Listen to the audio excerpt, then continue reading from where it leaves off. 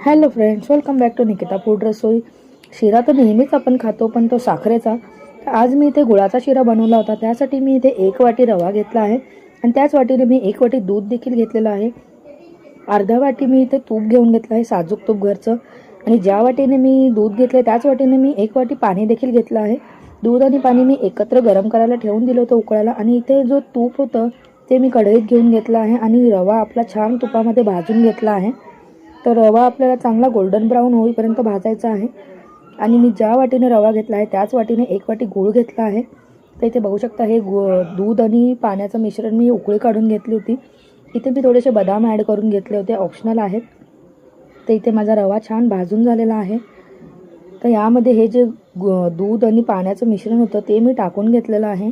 तर 1 वाटी रव्यासाठी आपल्याला 1 वाटी दूध आणि 1 वाटी पाणी असं हे माप आहे। त्याच्याने खूप छान शिरा बनतो। तर हे मी चांगलं एकदा परतून घेतलं, व्यवस्थित मिक्स करून घेतलं की कुठे गुठळ्या न राहू। आणि याला मी ना झाकण ठेवून एक 5 ते 7 मिनिटे वाफ काढून घेतली। तर बघू शकता पूर्ण आपलं दूध पाणी आटलेलं आहे आणि रवा आपला चांगला सॉफ्ट झालेला आहे आणि हा फुललेला देखील आहे। तर एकदा मी याला चांगलं मिक्स करून घेतलंय। आणि आता यामध्ये मी हे जो गूळ घेतला होता हा मी गूळ 1 वाटी घेतलेला आहे। ज्या वाटीने मी रवा घेतला आहे त्याच वाटीने मी गूळ घेतलेला आहे।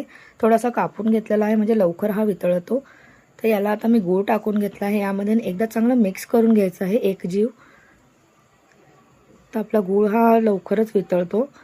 तर बघू शकता इथे मी हे चांगल्या रीतीने छान असं मिक्स करून घेतलं आहे। त्यानंतर पुन्हा एकदा मी याला ना झाकण ठेवून एक 5 मिनिटं चांगलं कुक होऊ देणार आहे। म्हणजे की आपला जो पण गूळ आहे तो पूर्णपणे वितळतो आणि याला छान असं तूप सुटतं। तर बघू शकता इथे आपला हा शिरा छान असा तयार झालेला आहे। आजूबाजूला छान हे तूप देखील सुटलेलं आहे आणि हा गुळाचा शिराही खूप छान लागतो खायला। तर नक्की एकदा ट्राय करून बघा। तर साखरेऐवजी हा गुळाचा शिरा खूपच हेल्दी पण होतो आणि झटपट हा पण बनून आपला तयार होऊन जातो। तर इथे मी हा शिरा आता छान सर्व करून घेतला आहे बाउलमध्ये, बघू शकता। तर कसा वाटला माझा हा शिरा तर नक्की मला एकदा कमेंट करून कळवा। आणि रेसिपी कशी वाटली नक्की व्हिडिओला लाईक करून सांगा। व्हिडिओला एक कमेंट करून सांगा की ही रेसिपी कशी वाटली। तर पुन्हा एकदा भेटूया नेक्स्ट व्हिडिओमध्ये एका नवीन रेसिपी सोबत। तोपर्यंत चॅनलला सबस्क्राईब करताय ना, नक्की व्हिडिओला लाईक करा आणि सबस्क्राईब करा। फेसबुकवर बघत असाल तर नक्की फॉलो करा। चला तर भेटूया नेक्स्ट व्हिडिओमध्ये, तोपर्यंत बाय बाय।